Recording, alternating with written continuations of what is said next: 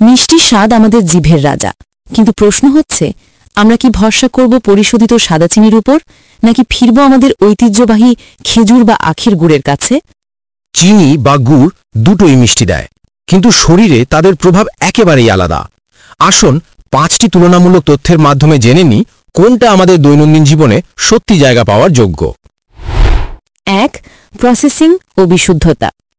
চিনি খুব বেশি পরিশোধিত, প্রাকৃতিক পুষ্টি প্রায় সবটাই কেড়ে নেওয়া হয়, ফলে থাকে শুধু ফাঁকা ক্যালোরি।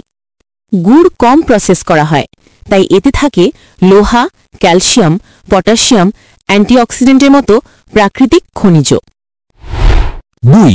পুষ্টিগুণ। চিনি শুধু দ্রুত শক্তি দেয়, কিন্তু পুষ্টির দিক থেকে কোনো উপকার করে না। গুড় মাইক্রোনিউট্রিয়েন্টসের প্রাকৃতিক উৎস, ক্লান্তি কমাতে সাহায্য করে এবং রোগ প্রতিরোধ ক্ষমতা বাড়ায়। 3. রক্তের শর্করার প্রভাব। চিনির গ্লাইসেমিক সূচক বা জিআই খুব বেশি, তাই রক্তে হঠাৎ শর্করার মাত্রা বাড়িয়ে দেয়, ডায়াবেটিস রোগীদের জন্য ক্ষতিকর। গুড় জিআই একটু কম, তাই রক্তের শর্করা তুলনামূলক ধীরে বাড়ে, তবে একেও সংযমে খাওয়া উচিত। 4.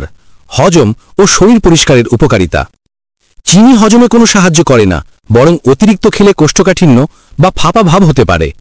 গুড় প্রাচীনকাল থেকে বিশ্বাস করা হয় এটি হজমে সাহায্য করে, শ্বাসনালী পরিষ্কার রাখে এবং শরীরকে প্রাকৃতিকভাবে ডিটক্স করে।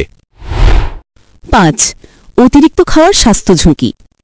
চিনি স্থূলতা, ডায়াবেটিস, দাঁতের ক্ষয় ও হৃদরোগের সঙ্গে সরাসরি যুক্ত। গুড় চিনি থেকে ভালো হলেও বেশি খেলে ক্যালোরি জমে ওজন বাড়তে পারে। অর্থাৎ চিনি শুধু ক্যালোরি দেয়, আর গুড় দেয় কিছুটা পুষ্টি ও বাড়তি স্বাস্থ্যোপকারিতা।